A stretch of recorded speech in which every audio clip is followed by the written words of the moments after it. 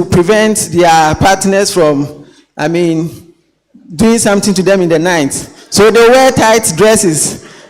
So wearing synthetic underwears and tight clothes can also be a factor which can increase in pH. Inadequate feminine hygiene. That's the use of soap for intimate area. So the use of soap, soap is alkaline and the place is supposed to be acidic. So when you use the soap, it's not good. It goes and changes the vaginal pH. And the use of scented tampons, pads, and not changing them at the stipulated time. That one too can also change the pH over there. Excessive douching. I know that most of us take pills that contains estrogen. We have side effects of medications. Some of the medications, when you take them, it goes and kills all the good and the bad bacteria. So it allows some of the bacteria to grow. It can also go and kill the lactobacillus acidophilus I just spoke about. So these are some of the factors that can lead to change in pH. So when it comes to the management of vaginitis, for bacterial vaginosis, we tend to use nitromidazoles. We have example like metronidazole. We have clindamycin. Clindamycin can also be used. We have candidiasis. For candidiasis, we use antifungals, example clotrimazole. We have trichomoniasis. The trichomoniasis, we use antiprotozoas. Example of an antiprotozoa is metronidazole. But despite all these interventions, there are still treatment failures. Despite all these interventions, there are still treatment failures. So the question we should ask ourselves is there a better alternative? And for tobacco, I would say yes, we have a better alternative in the form of evening vaginal pessary. This is a combination of metronidazole, clotrimazole plus lactobacillus spores. I've already spoken about the function of the lactobacillus spores. It produces hydrogen peroxide. It competes with the pathogens for the vaginal mucosal wall. So that's the advantage of the lactobacillus spores here. And then some studies will tell you that even the function of the lactobacillus spores alone is comparable to the activity of metronidazole and clotrimazole combined. With the evening pessary contains metronidazole, which treats bacterial vaginosis and then trichomoniasis. With the clotrimazole, it helps to treat candidiasis, and then lactobacillus spores, it helps to decrease the acidic pH. We have 6 pessaries in a pack, one at night for 6 days to be inserted into the vagina. It comes in the form of vaginal suppositories. We have vaginal tablets and vaginal suppositories. So the benefits of Ivina, they are tried, tested, and trusted molecules. We will avoid oral side effects of metronidazole. When you insert it, you avoid the oral side effects like diarrhea, the metallic taste that comes with taking metronidazole. So that's an advantage here. Another thing is that it comes in the form of suppository. The suppository has advantage over the tablet in the form that the suppository depends on the temperature of the body to dissolve. But then with the vaginal tablets, it needs more fluid in the vagina for it to dissolve. So cases whereby the person will insert the thing, the person will wake up the following day, then complaining of inserting the thing didn't dissolve, there's high probability you encounter that when it comes to vaginal suppositories. And the shape and size, it comes in the form of bullet, so it's easier to insert. It's very, very easier to insert. For mixed infections, when you take one suppository, it contains 3 medications, so it can be used for mixed infections. Recurrent infections too, because it contains lactobacillus spores, and then availability. When it comes to availability of a medication in the system, you have this one comes in the form of suppository, so it's able to dissolve in the body. So I'll conclude by saying that now that you know all these things, blessed are you if you do them. So you are blessed if you go and write them in your facilities, write them to your patients. So you are blessed when you write prescriptions out for your patient. Thank you. Thank you, Osofo. Bible can enter this one too.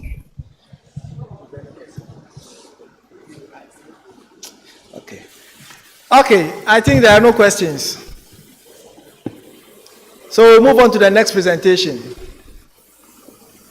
So, shall we now invite from GM Watson from M&G Pharmaceuticals. He's been waiting for long.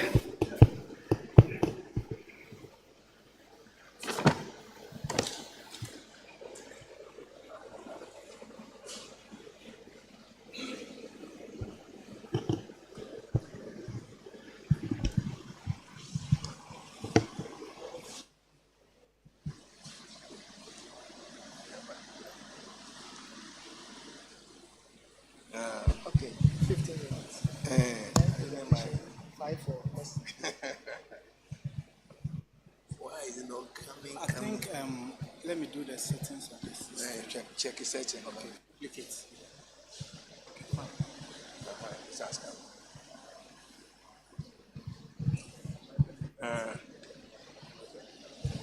Hello. Yeah, and the tree, we always say, openyi di penny. I have been with GPAA from the time of inception that I've been with you, attending all your AGMs, and then contributing financially to help you out to enjoy your life here.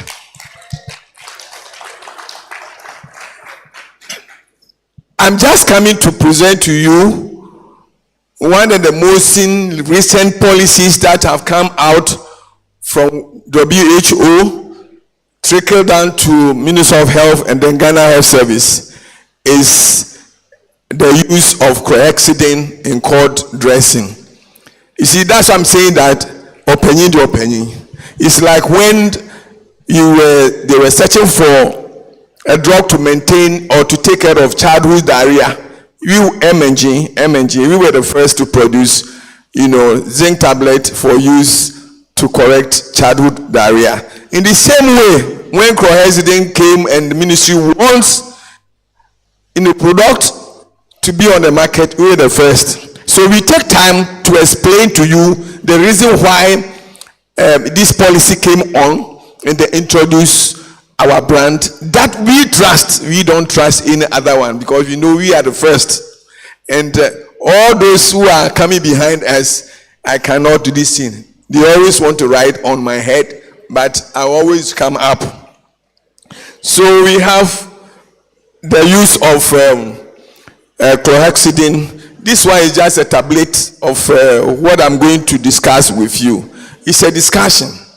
And then what also, there are problem solving statements that we have to do. Because it was established that about 3 million children die, because of infection.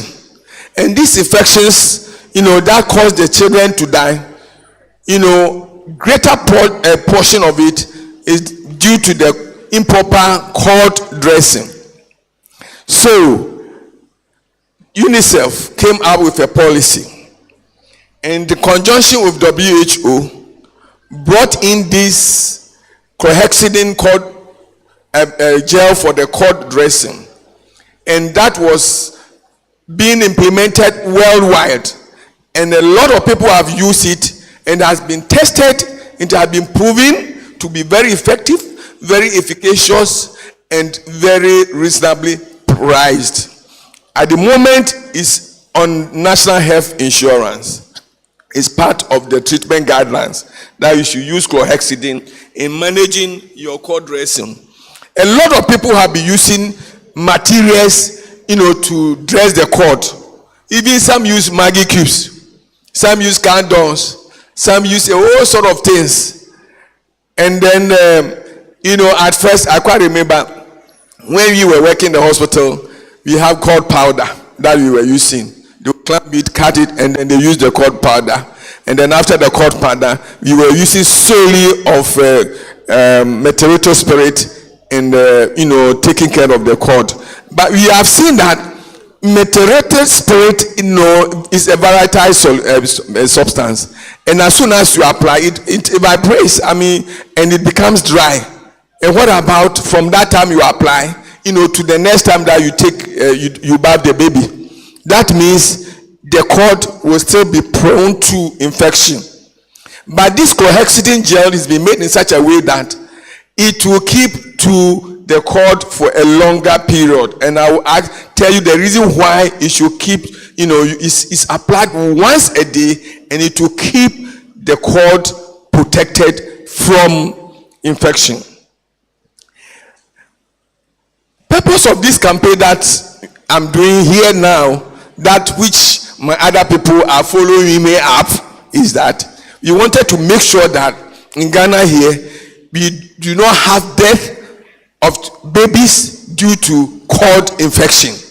That's why we are here to propagate, and I can stand on authority that I'm proud of my product, MG, our product. I'm proud of it because we have used it for a longer period, and I'm proud of it.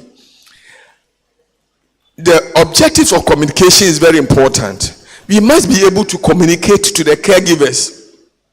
We must be able to let the mothers and the grandmothers and all those people who are taking care of the babies to explain to them. So the RCH people in your facilities, they must be proper. If you feel that they need to be taught to be explained to the use of this chlorhexidine, invite MNG. We will come there and do it for you. And then we need this thing to make sure that they do it according to how it's being made and how it's supposed to be applied to. Because of late, what I heard, especially, I got information from Isawam Hospital that they have stopped using chlorhexidine. And I say, why? Because the mothers are coming complaining that the cord doesn't go off on time, and still, it's not you. They are going back to your methodical spirit. And I say, look, you are, as a health personnel, you are supposed to explain to the mothers or the caregivers how to apply it. If you do not apply, like if you do not plan where you are going, any road can take you. So if you do not sit down and explain to the caregivers how to apply this thing, then you do it in the way that they are supposed to do. Some will go and squeeze in almost half of the tube on the cord for just one application. And then the whole thing will be making yama and pacha, and then they will come back, the cord is not dropping. It's been made in such a way that the cord will not drop 3 days, 4 days. No. It is protecting, but it will take time, the cord, to fall off. Within 7 days going, the cord will come up by itself. We will come to that. I have to rush a little because of time consciousness. So it came to pass that we should use chlorhexidine, which is antiseptic, that is used to protect ourselves, even in our hands. When we bath, we put some inside. It's a protective chemical, and that is why we are using. And the 7.1% weight has been proved to be the minimum effective concentration that we are supposed to use. That will not have any harm to the baby.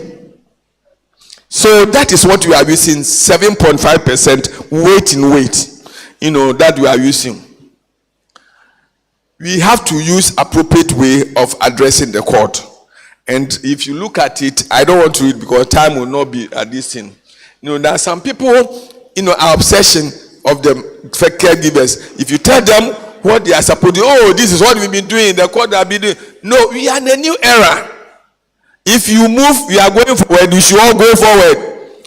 You see, anything that doesn't want, to move out and improve themselves is a dead, thing. We need to improve ourselves and move forward. We must accept new challenges and forget about the old adage that you have been using this, the cord have been fine. No, please, let's go by technology and how to move in life.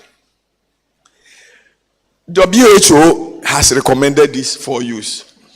And when you want to use, the baby has been brought forth. You have to clamp the cord and then you cut. As soon as you cut the cord, that means the child from that point 0 is prone to infection, because the bacteria will infuse through, even though it has been clamped.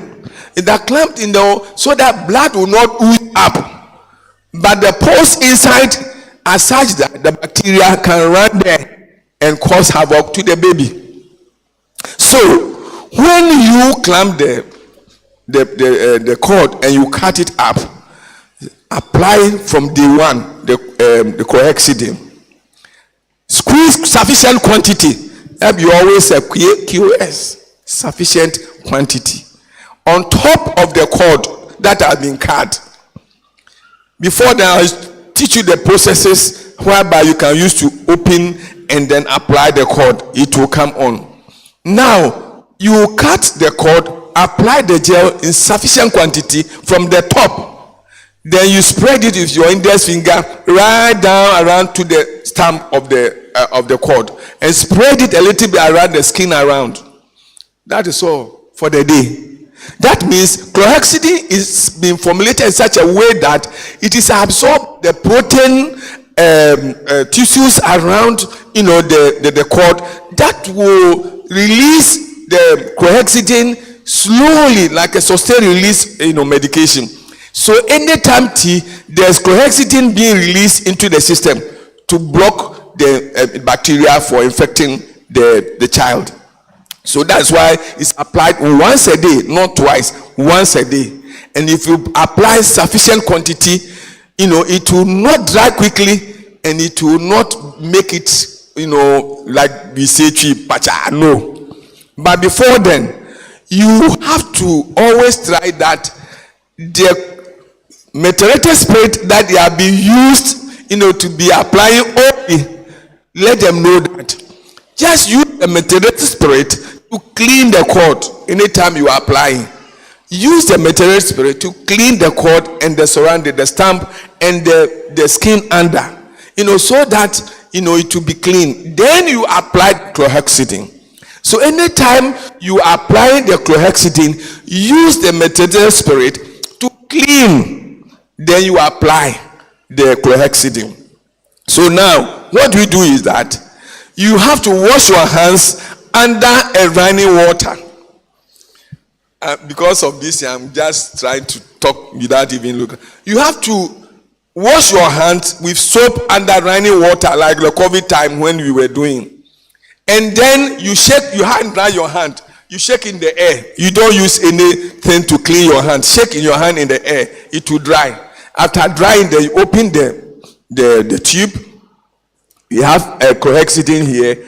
You open and then squeeze a little certain quantity on top of the cut end there. Then use your index finger to spray it around down, and you make sure that you pull down the napkin of the baby so that it will not be having to be rubbing to clean and to take away the gel, and the baby will be comfortable. And then so that the baby will not urinate to also make the teething complicated, because the urine can cause the bacterial infection. And then you apply it every day. You clean. Anytime that the baby is going to have the bath in the morning, you clean with methylated spirit and then apply it. And then making sure that the baby is free, so that nothing will cover, where the cord, is. And you keep it clean throughout. And after you have, applied the gel, you wash your hands again with soap and that running water. That is the period that you are finished. Then you have to monitor the child. Within 7 days going, the cord will start shrinking. And then the danger is that when they see that the cord has let some small distance to be, to go off, they will start to pull it forward. That is very dangerous. The child will bleed. So when you see that there's a readiness of the cord, please send you tell the caregiver to bring the child to the hospital. When you see any pass, you have to come to the hospital, so that there's a sign of instruction. I brought this is a pictorial form of what I explained to you, and we have some. If you can get. We have reps around the whole country. If you go, they will give it to you. So this is our type of chlorhexidine that we have. This is the box, a pack of 10. Can you open this one? And then we have got this in tubes. And this is our chlorhexidine. It's called emgidine. And I always told you, in the beginning, I told you that, penny the penny, no challenger. If you want chlorhexidine for your baby's cord in your facility, don't forget to use emgidine, because that is M&G brand. And I put my chest out to tell you that you will not have any infection, and the mothers will love it. So we go to the places that are having difficulty in using chlorhexidine to explain to them and to demonstrate to them how to use it. And since then, nothing has been happening. So you see that we are standing here to talk about something we feel proud of it. And no MNG always to produce drugs which are of good quality, efficacious, and the price is very moderate. And on that note, please, when you want chlorhexidine for your cord or your babies or facility, RCH people and other people who go around, public health people, let them know of this and how to apply it. But if you have a problem, please call us. We are prepared to come there and explain and demonstrate to them. On that note, please think MNG, think MGDyne, think about your baby called chlorhexidine. Thank you very much.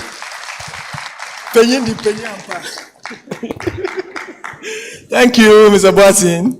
Oh, you can give him better. Do it better for him. Do it better for him. He said, if there is any problem, you call him. Yes. So, meet him at the table and take his contact and call him when there is a problem. Thank you. Shall we now invite a rep from Farmanova in the person of Farm Eugene Saba? Oh, okay. So we'll take rather AstraZeneca.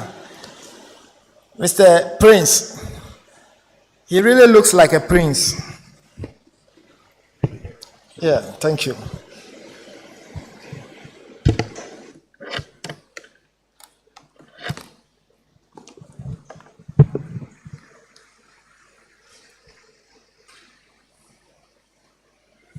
Check the connection. I think it's 5 minutes for questions. Okay, sure.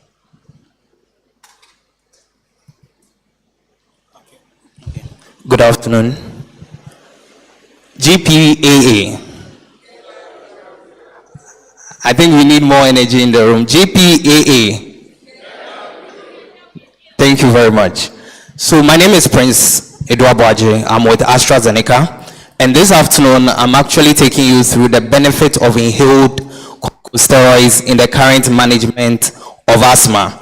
My presentation is outlined as follows. We look at the global burden of asthma, guidelines that are related in managing our patients, the SAG, the GTS, that's the Ghana Thoracic Society Asthma Guideline, then the Global Initiative for Asthma Management. Then we are also looking at the inhaled corticosteroid use in acute asthma exacerbation if you are looking at the ER or the hospital. Then we look at the burden or SABA overreliance. SABA is short-acting beta-2 agonist. Then we address the discharge medication as well as device usage and availability of the medication that we have from AstraZeneca.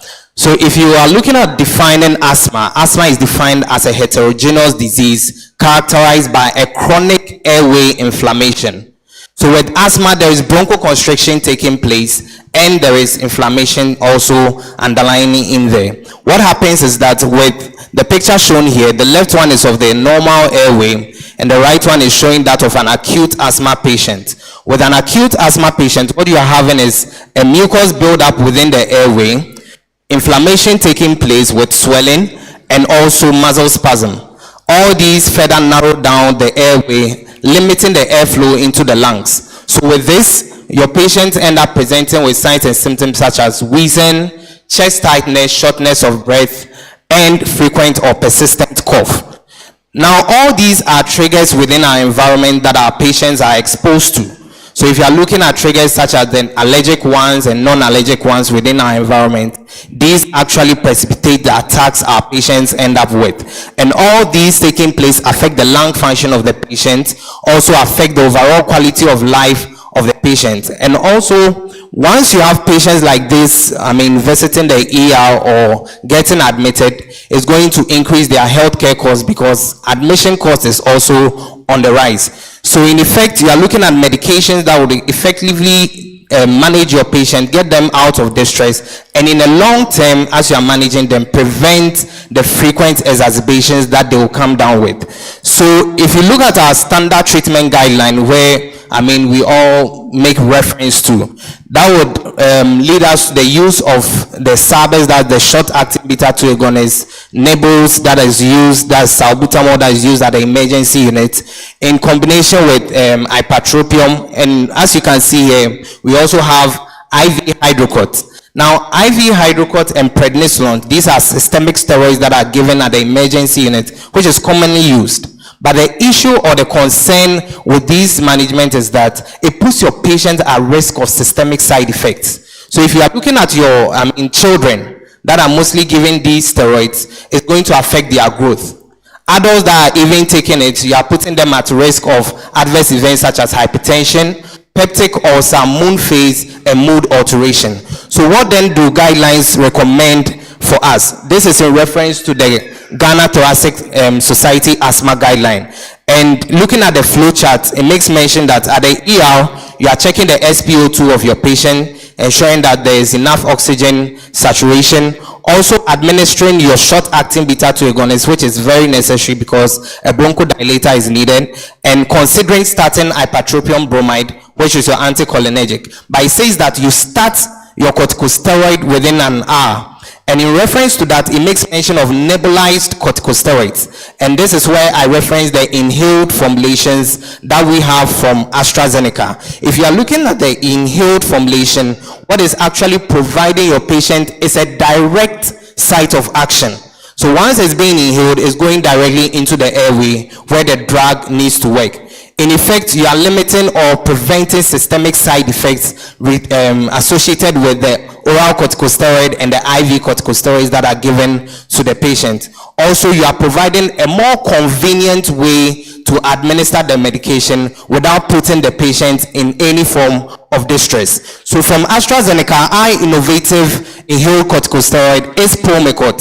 So Pulmicort, the active ingredient is budesonide, which comes at 0.25 and 0.5 milligram. It has a fast pharmacological onset of action within 6 minutes and a strong vasoconstrictive effect within 30 minutes. So if you are adding it as part of your standard treatment, so if you pick your bronchodilators, the salbutamol and ipratropium, and you add Pulmicort to it in the same chamber, and you administer for your patient, you are reducing the hospital length of stay, you are reducing the frequency of cycles you will end up doing for the patient, and hence relieving them of the distress that they are in. Compared to systemic corticosteroids, they are as effective as them. So in place of doing your IV or doing your oral corticosteroid, you can do your inhaled corticosteroid, that is Pulmicort Nebels. In addition to that, it is important for us to take note of the dosing, because you can't just have the knowledge of the drug without knowing how to administer it. So with your adult population, you are starting 1 to 2 milligram as your initial therapy. With your pediatric population, you are doing 0.25 to 0.5 milligram as your initial therapy. Pulmicort is given BD, that is 12 hourly. So it's not given back to back or 6 hourly or 4 hourly like the other agents. So as part of your start, you add it on to your salbutamol or ipratropium, then you nebulize your patients with it. There are no drug-drug interaction related to the use of Pulmicort. So it's safe, it's compatible, and it's a convenient way of administering your drug with a faster pharmacological onset of action compared to the systemic ones that are given. So it's used in the emergency unit to relieve your patients in distress. Now going on, you also want to consider patients on a long-term management, because asthma is a chronic condition. You can't just relieve them and charge them on without any medication. And most commonly what we found out is that in our community we find a lot of patients coming in requesting for salbutamol tablets, requesting for other tablet formulations which are not recommended in the current management of asthma. So if you have any patient that is taking oral steroids or oral salbutamol or bronchodilators in managing their asthma, it's high time we switch their management to what is recommended by the Global Initiative for Asthma and as well as the GTS guideline. So most patients are actually also on the SABs, the short-acting beta-2 agonist, which is the salbutamol inhalers, the blue inhaler, as we will reference it. And what happens is that the blue inhaler just tackles the constriction within the airway without the underlying inflammation. So in effect, your patient end up with a lot of exacerbations and end up at the emergency unit. In effect, there is a decreased lung function with your patients. There is an increase in inflammation and an increase in symptoms that your patient would experience. So the Global Initiative for Asthma Management says that in 2023 and 2022, updated the treatment recommendation that adults and adolescents should no longer recommend SABA use without a concomitant inhaled corticosteroid. So in effect, it gives reference to what we call the GINA strategy for the adult patient. And this is shown in the picture that I'm displaying here. So we have a preferred track, and just to draw closer to it, the preferred controller and reliever for your patient is ICS formoterol combination. That is inhaled corticosteroid and formoterol combination for your patient, and is used across all severity. So from step 1 to step 5, where you classified your patient step 1 and step 2 as mild, step 3 and step 4 as moderate, and step 5 as severe. ICS formoterol is the preferred reliever for that patient. Also, as a controller medication, you are using the same ICS formoterol as a preventer or controller for this patient. This means that your patient is actually going to be on one device that is going to serve the two purposes for them in managing their condition. In effect, it's actually offering a convenient way to manage their condition, and also it's more cost effective for them. They are not going to be on two separate devices whereby they have to learn one technique for this and learn another technique for the other. So that is also recommended by the Ghana Thoracic Society asthma guideline. In effect, we also have the use of inhaled corticosteroid. That's the same Pulmicort in pediatric population less than 6 years. So for them, most of them cannot use the inhaler devices, but they can nebulize with the budesonide to help prevent them from coming down with an attack. So from AstraZeneca, Symbicort is our inhaled corticosteroid formoterol combination, and Symbicort contains budesonide and formoterol. So as I earlier mentioned, with formoterol, it has a fast onset of action within 1 to 3 minutes. It's a long-acting beta-2 agonist, but with a fast onset of action as fast as the SABs. And you have your budesonide in there tackling the underlying inflammation with also a fast onset of action within 6 minutes. So compared to using the blue inhaler and Symbicort, Symbicort addresses the underlying root cause. That is the inflammation taking place and the constriction taking place. So if the patient is using it as a reliever, they are tackling the two phases, whereby previously, if you were giving them the SABA or the salbutamol inhaler, they were just tackling the constriction. This means that now your patient at the point of an attack or symptoms are able to reduce the frequency and severity of attack that they would experience. In effect of this, you are reducing the inflammation, reducing the symptoms that the patient would experience, increase the lung function and the capacity of the lungs to intake more oxygen into the airway so that they can breathe properly and have improved quality of life. It's most important to take note that the recommended device type as by the GINA guideline is the dry powder inhaler. So the dry powder inhaler is where we are innovators of, and that is Symbicort. So the Symbicort comes as 164.5 and 84.5. So I would want us to take note of this. In your adult population, that is from 12 years and above, they are doing the 164.5. If it's less than 12 years, from 6 to 11 years, they are doing the 84.5. So we would also take note of how it's dosed. With your moderate to severe patients, you are doing 1 to 2 inhalation morning and evening. Then you are doing 1 additional inhalation when needed as a reliever. So in summary of my presentation this afternoon, Symbicort works as fast as your SABs. Is 1 inhaler serving the purpose or treating the underlying root cause that your patient needs, and is the preferred management or choice of therapy for your patients with asthma. And also you have your Promicort Nebul, which is used in combination with your other nebulizing solutions at the emergency unit to address patients in distress or coming down with acute exacerbation. I think I have some few minutes more, so 2 minutes more. So I'll take this opportunity to take us through how the device is used. Because aside knowing the benefit of this device, without knowing how it's used, you can't administer it. So there are 3 steps to it.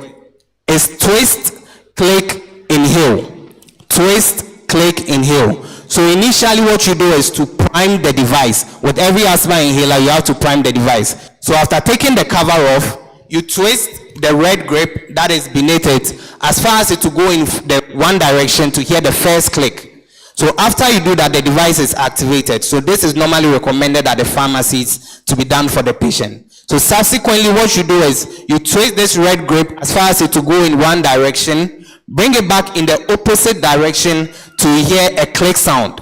Once you hear the click sound, the patient breathes out gently, put the device in their mouth and inhale deeply and forcefully. After doing that, they hold their breath for about 5 seconds, take the device out and breathe out gently again. At the end of the day, they rinse their mouth with water to prevent oral thrush. Because there is an inhaled corticosteroid there, you want to minimize the risk of having oral thrush. So they do that. And other advice that you can give your patient is that with Symbicort Turbo Inhaler, they are unlikely to taste anything in their mouth. So most other devices, they feel or they taste the drug in their mouth. But with Symbicort, let's advise them that it's driven directly into the lungs where it's supposed to work. So they are not going to feel anything in their mouth. Most importantly, once we are assessing them monthly or periodically, we will then see the improvement in their condition and the reduced exacerbation that the patients experience. Finally, the good news of Symbicort is that it's covered by our national health insurance. So as innovators as AstraZeneca, we've listened to the patient's cry and now we've been able to put it on national health insurance to make sure that all our patients or all asthmatic patients are having access to this medication. So on that note, I'll leave room for questions if there are any. Thank you very much.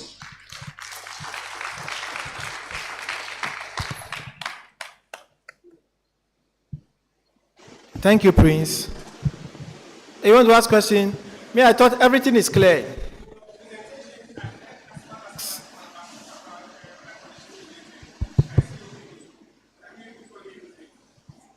Okay, thank you very much for the question. So he's asking about COPD. So currently, what we are indicated for in our Ghanaian market is the use in asthma patients. So Symbicort is being used for your asthma patients, not COPD in Ghana currently.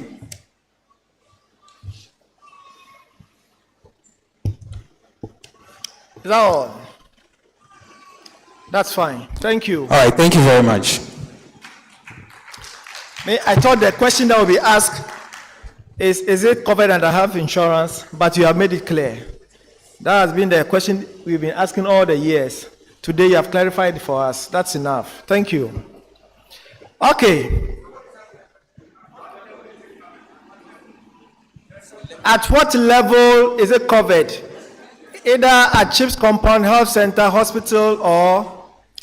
So thank you very much for the question. So currently it's recommended at facilities, usually polyclinics upwards. So it's not covered with the health centers. So health centers and CHIP compounds is not covered in there. So it's from polyclinics. So usually I think B1, B2. Yeah. B2, yeah. Thank you very much. Okay, thank you. Shall we now invite from Eugene Saba from Farmanova? As usual, 15. Thank you very much. Good afternoon, everyone. My name is Eugene Saba. I'm a pharmacist and the medical representative for Farmanova and Atlantic Life Sciences. I'm here with my sales and marketing manager for Farmanova and Atlantic Life Sciences, Mr. Vishal Singh. And on behalf of my territory, I'd like to say Miawezo to those of you who understand. And to those of you who don't understand, I'm saying you are welcome. So yes, I'm sure most of you are familiar with the baskets for Farmanova. We were brought into incorporation in the year 2005 by Mr. Dhananjay Tripathi. Mr. Dhananjay Tripathi was born in India, but he's currently a naturalized Ghanaian, so he's one of us. Therefore, Pharmanova is not only a Ghana-based business, but a Ghanaian-owned business. Now, Pharmanova was established in 2005. Atlantic Life Sciences was established in 2021. Basically, Pharmanova produces tablets, syrups, suspensions, capsules, and suppositories, whereas Atlantic produces the infusions, injections, anesthetics, the eye preparations, small and large volume parenterals. Now, as said, both companies are Ghanaian-made brands. Therefore, they create employment for Ghanaians like myself and the 350 plus other Ghanaians who work for both Pharmanova and Atlantic Life Sciences. Our medications are quality and we comply to the current good manufacturing practices employed by the Food and Drugs Authority. Our medications are highly effective, very affordable, and we have quite a wide range of them. Now, for the older practitioners, I'm sure this is no news to you, but for some of us new practitioners, let me walk you down the memory lane. So Pharmanova is the innovator. We were the first company to come out with friendly wallet-sized packs of malaria, artemether lumefantrine tablets. Our brand is Novameta, and I'm sure the older practitioners have come across these in your facilities. We are the first company to come out with the hydrochlorothiazide combinations with the antihypertensives. The antihypertensives being atenolol, lisinopril, and losartan. We are the first company to introduce ramipril into this country. Prior to Pharmanova coming into incorporation, first pass effect was a serious problem. Pharmanova is the first company to manufacture suppositories in this country. If any other company is producing suppositories, we had to do the work crawling before they work. Thank you very much. So yes, this is our range of infusions. Unfortunately, the lighting won't do it justice, but these are 500 ml infusions. D5, D10, DNS, mannitol 10 and 20%, normal saline, and Ringer's lactate. I'm sure you've come across these at your facilities. Now, let me give you some interesting numbers. We make 120,500 ml infusion bottles in a day. In a working month of 22 days, 2.4 million 500 ml bottles. Now that's enough to serve everybody in this country and for us to export to our neighboring countries, Cote d'Ivoire, Burkina Faso, Togo, Cameroon, among others. We also make injections such as levofloxacin, paracetamol, fluconazole injection, ofloxacin, ciprofloxacin, metronidazole. We are the first company to make fluconazole injection in this country. Now, the common preparation for fluconazole injection is a capsule. Fluconazole is a capsule. Now, in cases where patients have systemic fungal injections, such as our immunocompromised patients, like the HIV patients or the people under chemotherapy, some of them experience oropharyngeal candidiasis. In those cases, you cannot treat them with the oral preparation of fluconazole. That's where our company comes in with this innovation. You can treat those type of fungal infections with fluconazole injection. Now, these are ophthalmic products. Yes, Atlantic Life Sciences is the biggest sterile producer in West Africa. Our $35 million factory is one of the projects under the auspices of the One District, One Factory initiative by the current government. Now, under our ophthalmic products, we have chloramphenicol, atropine, dexamethasone, diclofenac, fluorometholone. We have brimonidine and timolol, brimonidine and benzolamide. We are the only company making the brimonidine and benzolamide combination. Now, in treatment of glaucoma, these two medications are usually indicated. But for the sake of polypharmacy, to respect polypharmacy, we thought it wise to merge the two so the patients can experience the relief in intraocular pressure by using just one product rather than having to use two products. And we have xylometazoline, we have normal saline nasal drops, we have quite a range of them. We also have Tierlant. Our Tierlant is carboxymethyl cellulose. I'm sure some of you have come across them in your facilities and your pharmacy shops and OTC shops. Now for our anesthetics, we have isoflurane, sevoflurane, and halothane. For our small volume parenterals, what I'm supposed to draw my focus on, as of this year, June, July 2024, we released a group of small volume parenterals that are in the market now, locally produced. We have morphine, we have adrenaline, we have diazepam, we have vitamin K, we have tramadol, we have fusimide injections, we have gentamicin injections, we have harrison butyl bromide also, quite a range of them. And you're all being produced in Ghana, which is at your convenience. We have warehouses all over the country that are willing to supply you at any time, any day of the week.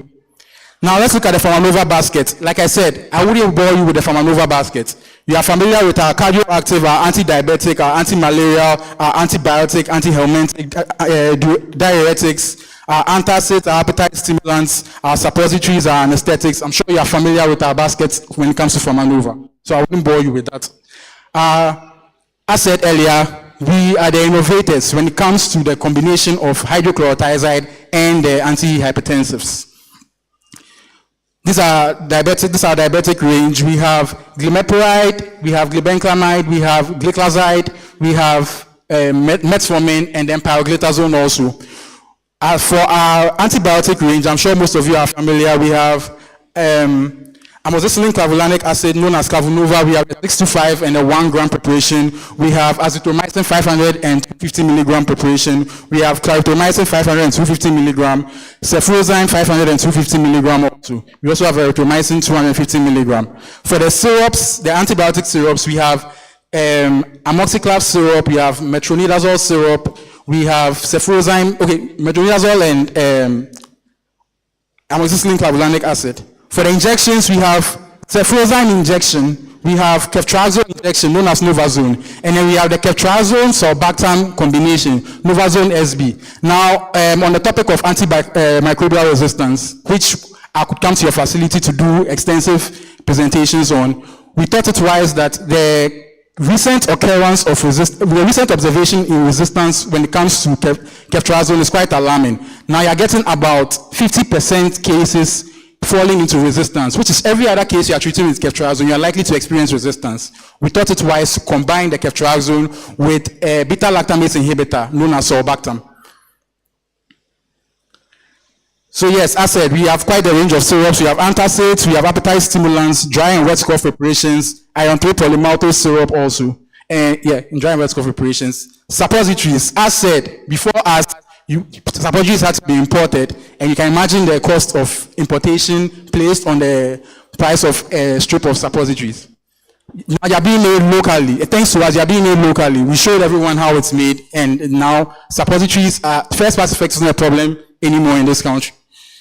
Now, as being innovators, I'm sure some of you are aware that a few months ago there was a shortage in childhood vaccines, which sets quite a dangerous precedent. Now imagine children being born without being given those vaccines at the time. Quite dangerous. We thought it wise that it would be for the best interest of this country if we can set up a vaccine production line in this country. So currently in the pipeline we have the snake venom anti-serum, we have the anti-tetanus serum, we have the tetanus diphtheria vaccine, we have HPV vaccine, the pentavalent vaccine, hepatitis B vaccine, and then the hexavalent vaccine. We are currently also working on the rotavirus vaccine, the measles rubella vaccine, oral polio vaccine, pneumococcal vaccine, and the meningococcal vaccine. So rather than the vaccines sitting at the port, waiting for millions of CDs to be cleared, they will be made right here at your doorstep and provided to you in no time. So can't expect us to come out with we are currently in the final stages of production. So by next year, expect that these will be in stock for you to procure. So I'll play a short video from our CEO showing our factory at Pram Pram. I'm sure some of you have seen the factory on the Pram Pram Road. Yes. So a quick video and then we are out of here.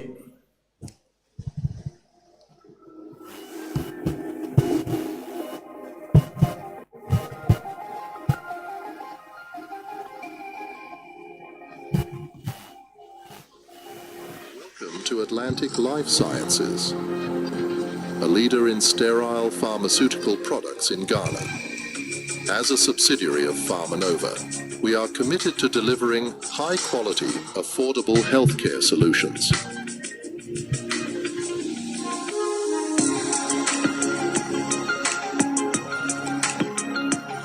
We continue to set new benchmarks in the industry, improving I hope you can see. beyond. Situated on a 25-acre developed land with space for future expansion, Atlantic Life Sciences operates 5 advanced production lines. These lines are fully equipped to manufacture a wide range of sterile products, from large volume parenterals, small volume parenterals, ophthalmic drops, intravenous infusions, vaccines, inhalational anesthetics, and biological products. Our state-of-the-art quality control laboratory ensures that every product meets stringent international standards, ensuring safety and efficacy. We maintain seamless logistics. This company was registered in 2018, and the objective of this company was to produce sterile products and vaccines. We are the largest producer of large volume.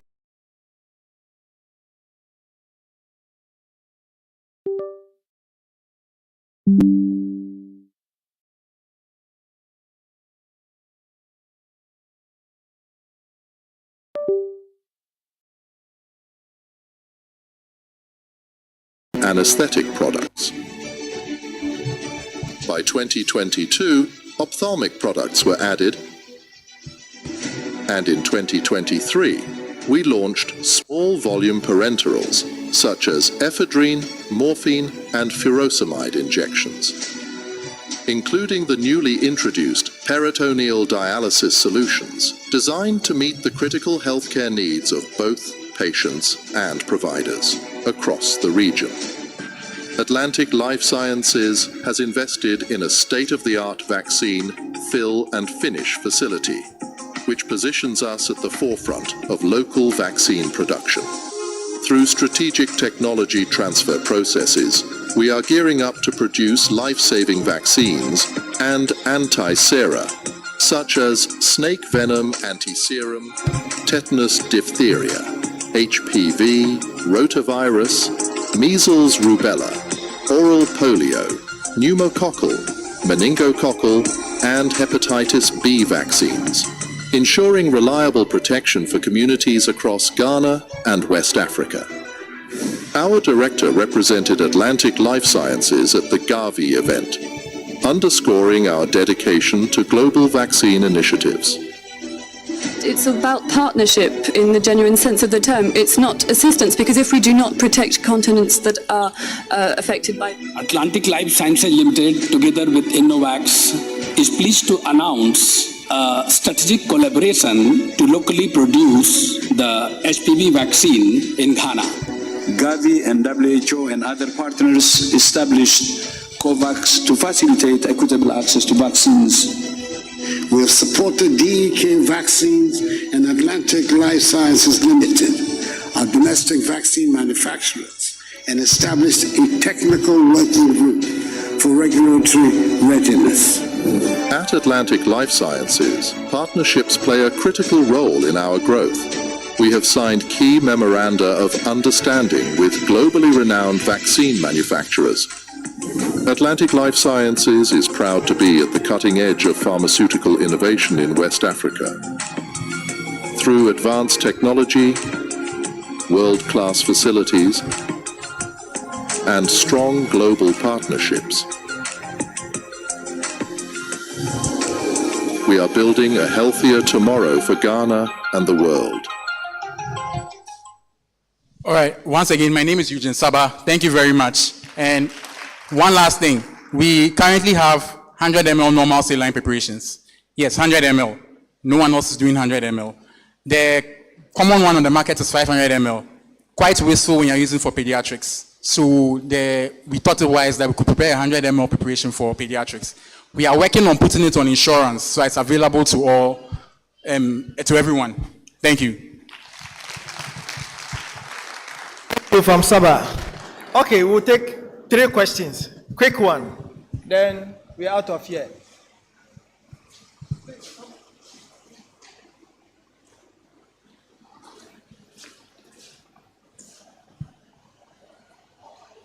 The bottom.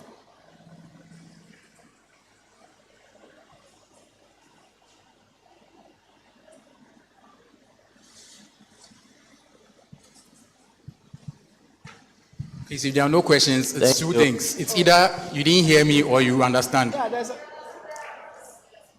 Okay. Okay. So we'll Okay, take so the I'm questions Ebenezer. and then- Regarding your fluconazole injection, you mentioned oral candidiasis. I'm thinking of extensive skin infection. Okay. So where you want to treat that one with injection, is there any specific interaction? And then how long can you give it for a patient in the ward before maybe you switch to a cream or an oral medication? Please, the early part of the question. I'm saying that apart from the oral candidiasis you are treating, can you use it for extensive skin infection? So if you want to use that as well, is there any specific drug interaction that we should be careful about? And then how long can you use it for a patient in the ward? Okay, thank you very much. Should I answer or the others you can? Should I answer? Please, can I add my questions? Thank you for the presentation. I think Atlantic is a mega company. You mentioned a combination of dozolamide. Is it dozolamide and timolol or? Yeah, I think you have to think around that. I referred 2 children with congenital glaucoma. And I think the drug that helped them was dozolamide and timolol. The timolol has problems with tissue permeation. So the dozolamide and the timolol combination work effectively. So if you can think on the production of that in the country for. And then my last question, in one of your slides, I saw you projected varieties and then ranges of condoms. Yes, if you can just go to varieties and ranges of condoms. I don't, and if you can throw more light on that for me. Okay. Thank you very much. Please, let me answer his question first so I don't lose. Yes. So yes, it can be used for extensive skin infections, fungal skin infections. However, I'll have to check the exact drug interactions and then let you know. I wouldn't want to misinform you. Also, you're saying how long it should be taken. It's the same as, you know, the oral preparation is usually once a day. The capsule, taken once a day. Pardon? Please. Yes. So for fungal infections, the skin has to form entirely before you can stop treatment. Yes, the skin has to be replaced entirely before you stop treatment. But because it's injection, you know, you can't keep injecting someone for as long as the person would have been taking oral preparations. It's not possible. So usually it's to the point where, so I can't say ambulatory. When the person's ambulatory, then you switch onto the oral preparation. I don't know if you get me. It's not, fungal infections are not going to necessarily render the person inactive. But you can keep administering to the point, say 3 days or 4 days, when the condition improves enough for the person to be able to go on to oral preparation, then you switch onto it. But you can't inject the person with the fluconazole injection for as long as you would have done the usual oral dosage. Please, I hope it's clear.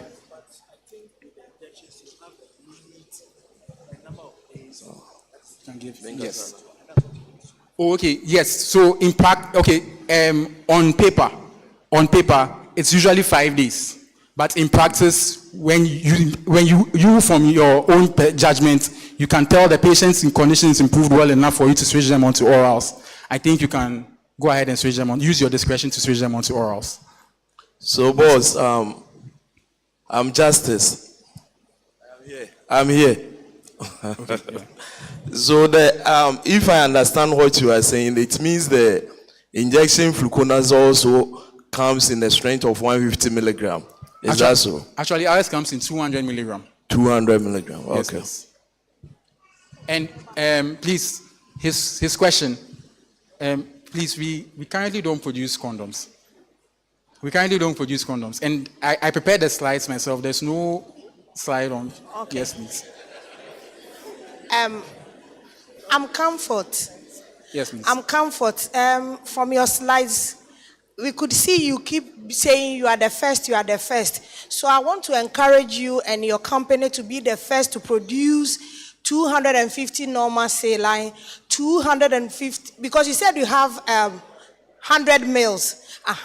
So for PDS, like we have the pediatric dextrose saline as in 250. Be the first to produce the 250 mils of normal saline. Be the first to give us the 250 mils of mannitol, because usually mannitol, the doses are 250 mils TDS or whatever you want. So it makes administration quite easier so that you can keep taking the first. Good presentation. Anyway. Thank you very much for your question. However, because I was pressed for time, I couldn't specify that. We already have a 250 ml normal saline. Yes. The new normal saline we have is the 100 ml, but the 250 ml normal saline has been around for some time. Yes, but I'll take your advice when it comes to the mannitol. Yes, we need mannitol 250 ml. It will be in the pipeline soon. Thank you too. Thank you, Mr. Saba. Thank you. I hope he has exhausted all the questions. Thank you. You know, I don't want to be biased. When Tobinko was presenting, I didn't give him time to take questions and answer. Is there anyone who has a question for Tobinko before he leaves the room? I don't want to be biased. I don't want Tobinko to go and say PAs are biased towards them. I want to give everybody a fair playing ground. Any question to Tobinko? No. Oh, please ask a question. You can ask, where is your company located? It's also a question. Okay, thank you so much. On this note, we'll take a break and go for lunch. After lunch, we are coming back to continue the program. We want to exhaust everything today, and tomorrow when we wake up, we are on our way to Vli Waterfalls. So please come back in time. We have 1 hour to spend. So that is 10 minutes after 3, we are all coming back. And please note, I will not come out there and start calling you to enter.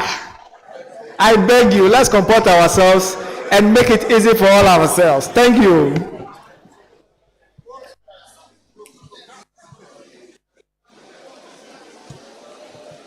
We are going to Afajato. Afajato and Bli, are they not the same place? And there's a difference. I want waterfall. I want waterfall. That's why I'm mentioning Bli. If you want to climb mountain, didn't we climb mountains yesterday? So let's go and swim.